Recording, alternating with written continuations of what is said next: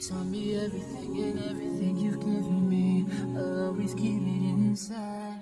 It took for me to see her on her deathbed. And I couldn't even look her in her eye. But it took for me to see her on her deathbed to really express the appreciation and the love and everything that I had for her. Whenever I was down, you were always there to comfort me. What's up, family? I'm Khalil Army Armstead. I'm Na-imah Armstead, and our mother is Marlene Lane. So hey guys. So y'all tell me what it was like growing up with Miss Marlene. Is it okay if I call her mommy? Yeah, facts. All right. Yeah, How was definitely. it growing up with mommy? It's funny because even though we grew up in the same household, like our experiences is same, but it's different. But it was cool. We had our good points in the beginning, but I feel like a lot. It was a big shift when our older brother passed away, and that's when the bigger changes and other things occurred once he passed. Okay.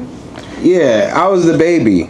So I describe life from birth to 10 years old as literally perfect. Is that when she passed away? No, when our brother passed away, 10 years old. So I didn't experience any trauma, yes, there was like abuse, but again, I'm the baby. I'm on daddy's side. I don't know what mommy did to make him mad, right? So those things, they separated, and I started acting out when in kindergarten, but when they came back together, it kind of erased Everything the else. bad for me. So like from 0 to 10, I was like, life is good. I got both parents, being a 2-family home.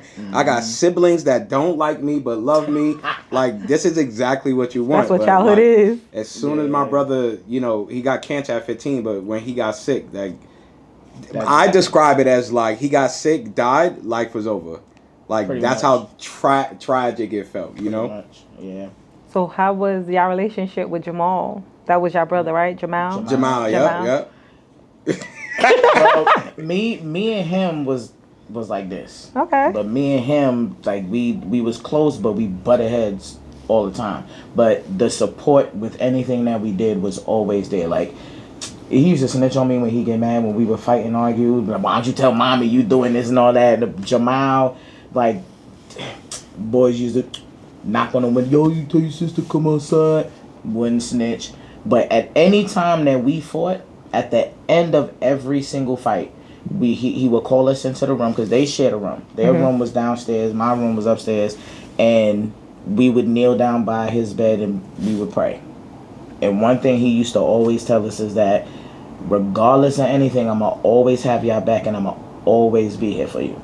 But when you young and you kids and you fight and you argue, you say things that you don't mean and it's hurtful. So it's like when he passed, it affected us like, yo, our brother's not here. It affected our parents, but I feel as though it hit us deeper because of things that, in the midst of them arguments. Because you couldn't get those words back. Right.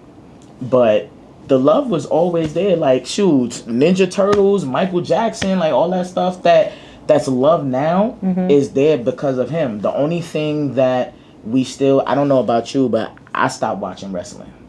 Because it's not the same no more. Make-A-Wish took us to wrestling because of one of his wishes. And Disney World. We realized it was choreographed. Because we were there early to meet The Rock. And that drink ruined my childhood, son. Yo. Y'all practicing? Like, that was crazy. Everybody was huge. We just walking like China. wow. We met China and all of them. The Dudley Brothers, Triple H, what's the Undertaker?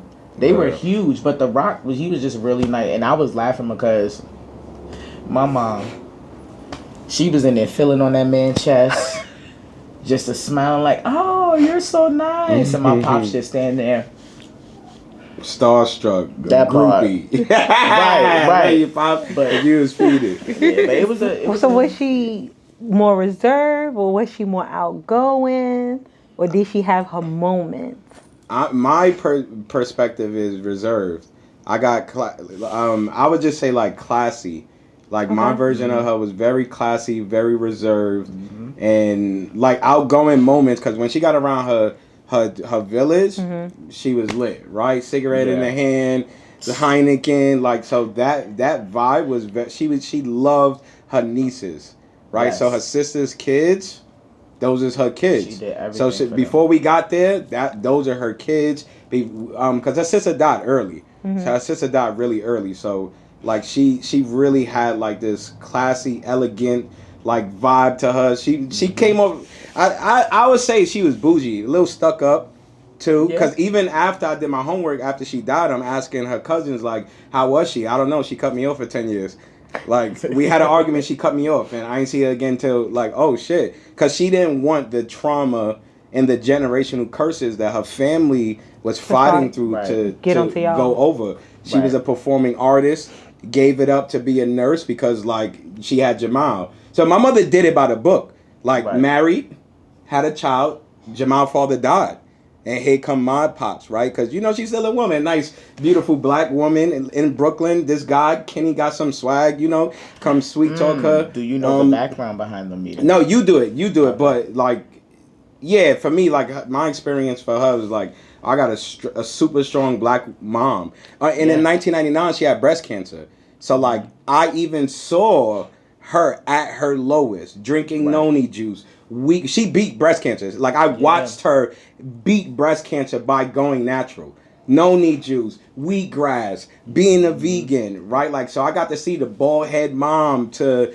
Oh, we bounce it back, right? Like, but again, I'm the youngest, so I'm 8, 9 years old. I don't get it. They get it. Like, I don't get it. I just know mommy in the hospital for months, like what's going on. And one day she came home and her hair grew back, right? So like, yeah, that was my experience with her. It was just like bougie warrior, but like biggest heart. But she knew how to protect her heart because she didn't let people play her. I want to double back on something you said. You said she was a performing artist. How do you think that influenced your performing arts? Oh, 100%. Like she would just walk through the house and sing. Definitely. Like freestyle, like the biggest impact was that she stopped because she had to become a mom. Me and my partner, like that is our biggest thing. Like we are still artists, we are still people, we are still humans, and we're parents, right? And I think my mom didn't have that flexibility because those black women was just like, yo, we got to do what we got to do. Yeah. Like, what are we talking about? And I'm going to get something stable. I'm going to be an LPN. We're going to eat good. We're going to get this in and keep it moving. But to hear her sing, to hear her walk through the house and glow, but like never get the stories of like, oh, your mother went to this ballet school or whatever, right? Because I didn't get a chance to ask that stuff. Because, I'm a teenager. I'm trying to be outside. I'm hanging out with my cousins. Like, I ain't worried about asking mommy how she grew up. Right. Yeah, that was dope. Yeah. I had conversations with my mom with her upbringing. She went through a lot. I know it was time where she went through being in foster care. She wasn't treated the best. And I think a lot of that came from the non-liking of the father, so of course the child paid for it. Sons of the father. But she still pushed through everything. Persevere. You know, everything he said about her was true. Like if she was just going to the corner store just to go get her favorite Mystic grape strawberry drink and a box of Newport 100s, she took them rollers out. She put her lipstick on. She put on her little fit just to walk around the corner to go to the store. Like, regardless of anything, she always made sure that she looked nice. She stayed that hairstyle, the beehive. The beehive. That little French roll. Had a little curls coming down the side. If she didn't have that, her whole hair was curled up.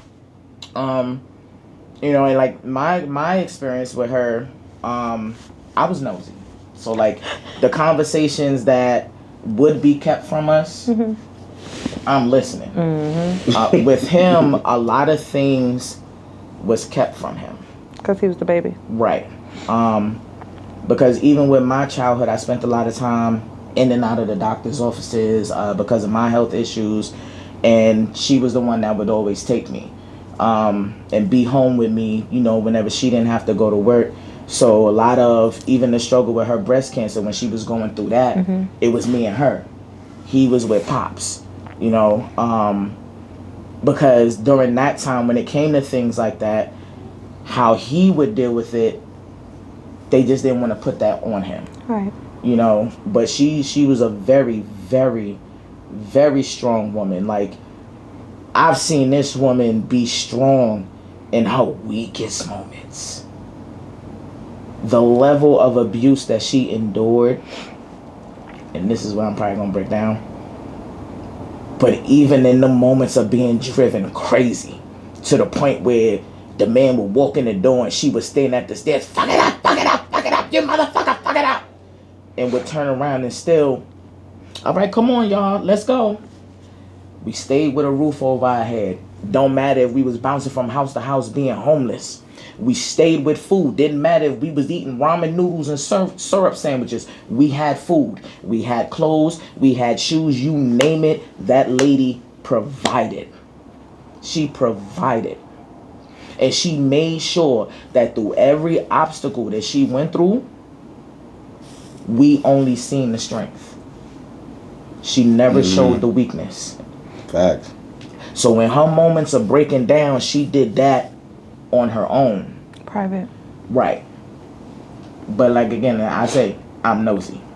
So I see You at the door. Times when she was going to the doctor, you know, taking the chemo, you know, I was there through a lot of that.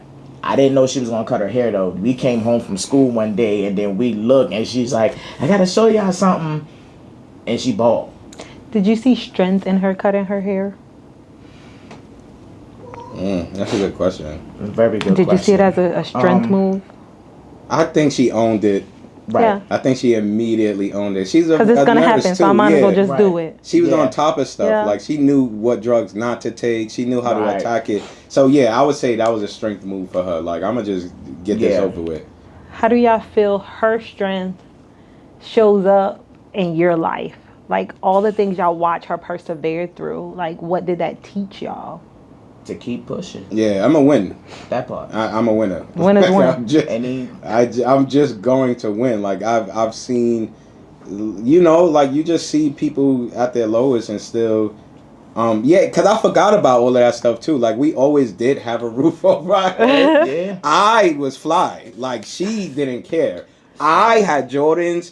What's them ugly shoes that we was wearing? Diodoras. We had Diodoras. like, I had those things, and because she knew I was gonna ask, because I cared about keeping up with the Joneses. My social network was a little more intense. Than Na-imah's. Hers had her own intensity, but mine.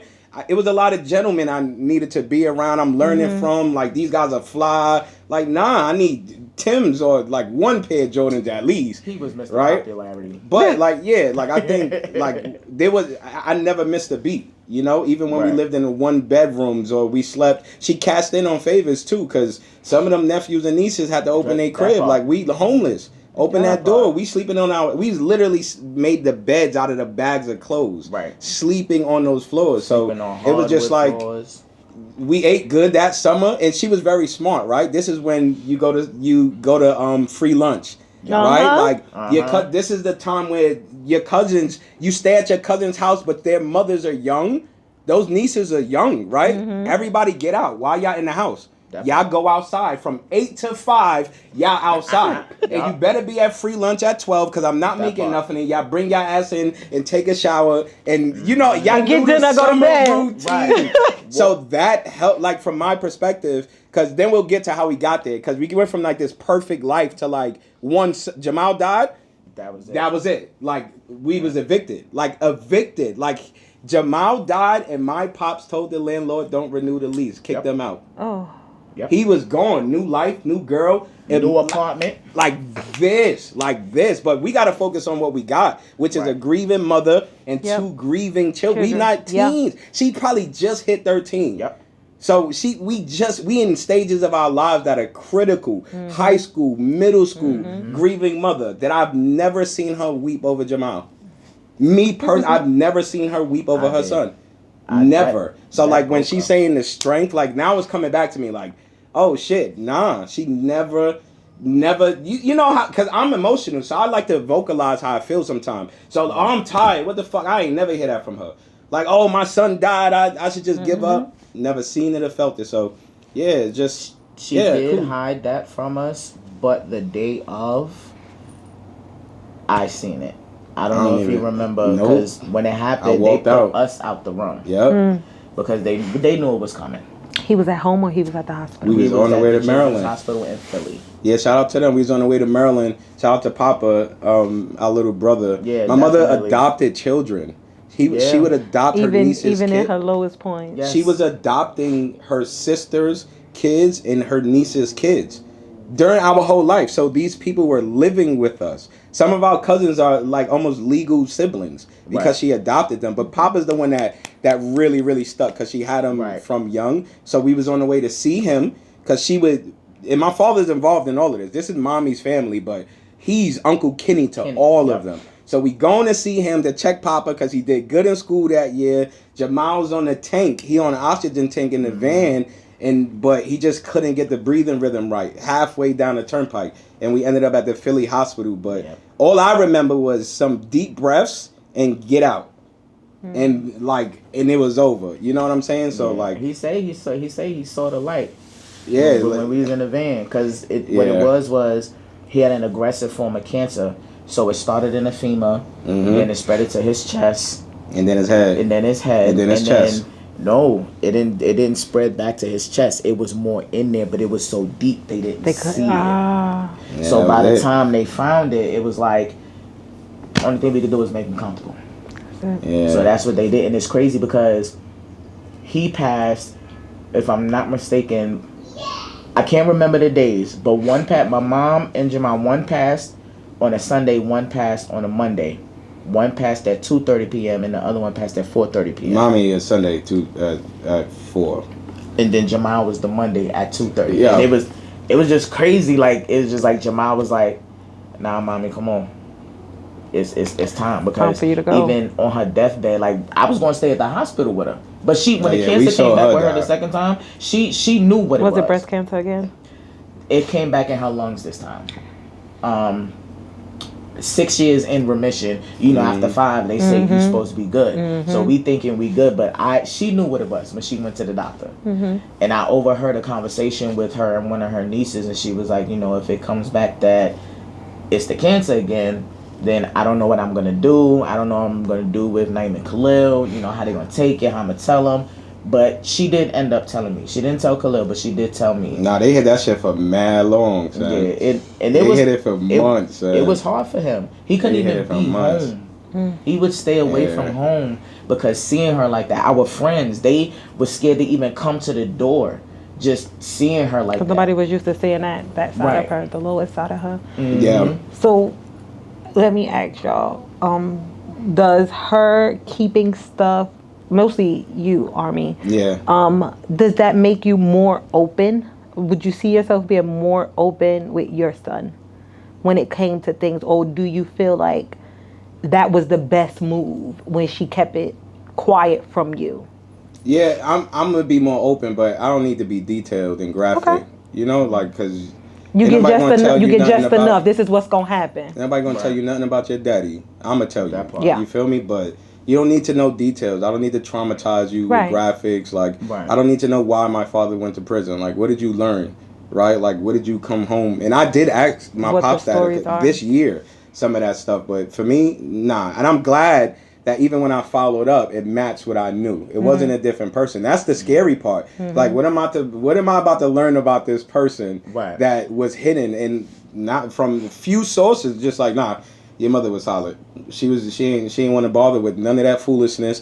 She was solid. So for me, I just wish I knew the person. I you just knew your mommy. Right. Yeah. I do not know who's her father. We was on Ancestry.com this year trying to find her father. He don't even exist on the web.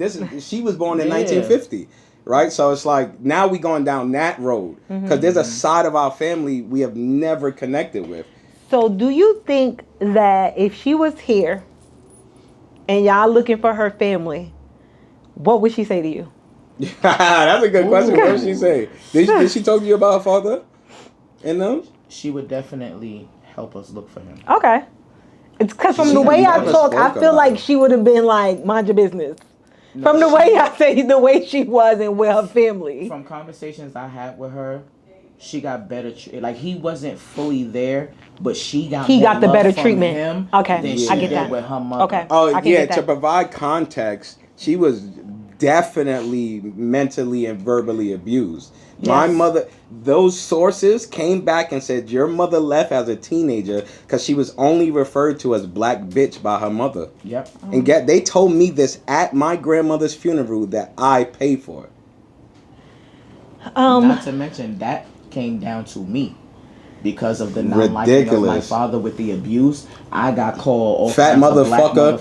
Fat mother. Your mother? No, our grandmother verbally abused us too. Bitch. Yeah. Yeah, she did not like us. So she kept y'all away from them as a safety mechanism. To an extent. Okay. Because she's a mother like, that's still your father. You know, she don't do the adult disrespect. So no matter, when her mother did that to us, she was like, that's still your grandmother. That's your grandmother. That's how she is. Like, don't. That she was trying. I think she was trying to teach us sticks and stones, right? Like words, they do hurt, but you don't have to let it affect you, right? Because you know how they are. She was teaching me like, you know how she is. Don't let her impact you. But she was still very family oriented, which was a weird ass balance because she was so isolated, but contributed so much. It was like when you got those boundaries. I think she lived in boundaries, right? Like certain cousins can come, and certain ones can't. And can't. Right. We'll go to you. You know, for whatever your history is, whatever that is, none of our concern. Y'all can't come here. We gonna come to y'all. So mind you, some of them same ones, even down to the nieces, you know, oh, got y'all, you know, your mother, da da da. But the moment she left, because I feel like she was the Medea of the family. Okay, yeah. She held everybody together. Medea of the family. Like, I can she relate pulled to from that. rent. She pulled from food that we needed to tend to them, to their kids, took kids in. You know what I mean? Even on my pop side, even with the way they dogged and talked about her and smiled in her face. You know, yeah, they did my mother grease. Through all of that, when she passed, the fake ones are still fake. And we don't deal with them. But the ones on her end, the moment she passed, oh yeah, you could come, da da da. They even researched how much we was getting in Social Security. Ain't no way. Kid you not. That was the only reason why one of them took me in. And because I wanted to use the money for school, but I didn't know how to go about doing that. Like, I applied, even showed up for school, and they're like, oh, you got to pay your tuition. I'm like, huh? Yeah, we didn't have none of those skills. We was babies. Because she took care of y'all so well that you never had to fend for yourself. Right. We was put out on the street. You know, I was staying with family members that had me sleeping on dirty carpets. They were stealing my stuff. I started selling drugs. They were stealing the drugs that I was trying to sell, robbed me of the money that I was making from it. You know what I'm saying? Walking through dangerous neighborhoods with box of chickens or Popeyes when I was working there, because that's how I was able to eat. My checks was $336 every 2 weeks. I was lucky to have $100 in my pocket. After all of that, I got you. But that, that's how family. That's how family time. do. Yeah, and that's why we don't deal with them now. Like they can kick rocks for all I care. As long as our little brother Papa is good and his kids and his family is good, I could care less about everybody else. I'm a little more political. Do y'all think she raised y'all to be a self-contained unit because of her boundaries, to where it's y'all, Papa versus baby the world. Boy, yeah, like us against the world, y'all. And I've gotten so much flack for living my life like that. Listen. In good or bad seasons. Like, but it's us, whoever this village is, against the world. Because y'all don't care. Right. Y'all actually don't. Yo, like, that's why I go so hard about I got you. Like, if I say those 3 words to you, don't violate this trust. Because if I said it, I'm to the end now. So because my mother behaved like that with them, whoever them are, I expected that. But no, my mother died Sunday. By the next Sunday, 7 days later, we were in foster care. Wow. With an active parent and active family members. I was living with a youth pastor a week later. Because my girlfriend's family at the time said, leave him here, we got him. A week later, the father said, Khalil can't come over here no more. Mommy wasn't even eaten by the worms. Son. Everybody closed the door. And it was like, oh, now you go find ways to fill voids. Now, fuck women. I'm a womanizer. That's how I'm feeling this. Well, I ain't do drugs and stuff. You know, like it was entertainment. It was women. It was like whatever is going to take for me to be distracted. Mm-hmm. That's what I'm doing. Because nobody cared. Then I'm mad at her because it's Na-imah. Why would you go to? She got shipped to Virginia. Right? She got shipped to Virginia. But you're mad at her because you don't understand I can't tell that story because that's not my story to tell. Keep us in contact. The whole time I was in Virginia, I had no contact with him. Yeah, so that's another. We could get drunk and talk about that one because that story is crazy outside of mommy. But they shipped her. I'm in Maryland, right? We don't have cell phones and shit. Right. Like our pops are just like, yo, you know, do this until y'all graduate, and because he got a new family. So he's like, do this until y'all graduate, whatever. So we try it, but then I'm mad at her because I'm like, yo, why would you stay in Virginia if I'm struggling here? Like, come here. But I didn't understand, like... You didn't understand what she was going through? And no, I did not. I got another question for you. Yeah. Right? Do you feel like because so much was hidden from you, because you was a baby, that when everything happened after mommy passed away, you did not know how to... let's just say metabolize that? Not at all. You didn't know how to swallow it. You didn't know how to process it. So... You didn't understand that she was going through something because you was always the one that was shielded and protected. Sheltered. Yeah. How I don't know. The world was revolving around me. Now it doesn't. Like what the fuck now you're on the outside happened? Of the orbit. Yeah. Like what do you mean? And then to hear the trauma and the torture. Like I endured, but we make the best of it. I made the best of it because again, I had a social network that worked for me at that time. Right. She ain't had that shit. So when I hear of these stories that's coming from, why are you on MySpace with gold teeth in your mouth, 2 cell phones, and his braided mohawk? Where did you get money from? What do you mean y'all are selling drugs? I'm coming down, curse out the whole family. They called my father.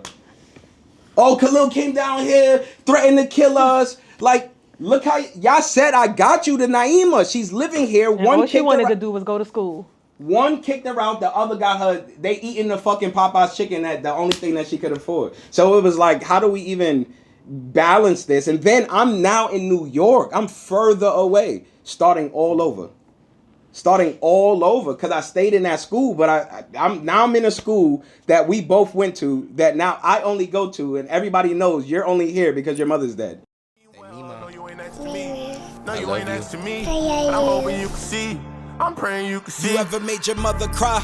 Then watch your mother die. Plenty nights I know she fought asleep because her son outside. My bro had died already. You had 2 boys, only one survived. I hope y'all bond in heaven. It is true joy to be one with God. You left us here for self. We needed help, but really none arrived. My homie mother became my other mom, but that's for other times. I made it on my own, and it was tragic. I don't wanna lie. Went from being loved into a bastard, still a son of God. I had to play my whole hand. I do this for Na-imah and the whole fam. Well, not the whole fam. It's just the ones who know the program. The day I turned 16. We got the slow dance to Destiny's Child. And now my child missing a whole grand. I spoke to you that morning, you were fine. Many days I miss your smile. I know the pain gon' take a while. Still ain't get to shake Jamal. I've been missing from the crowd. They were judging through my trials. All I needed was your presence, but you covered me somehow. I still ain't sleeping like insomniac. Your death is still a part of that. Swear to y'all, I traded all these figures to get mommy back.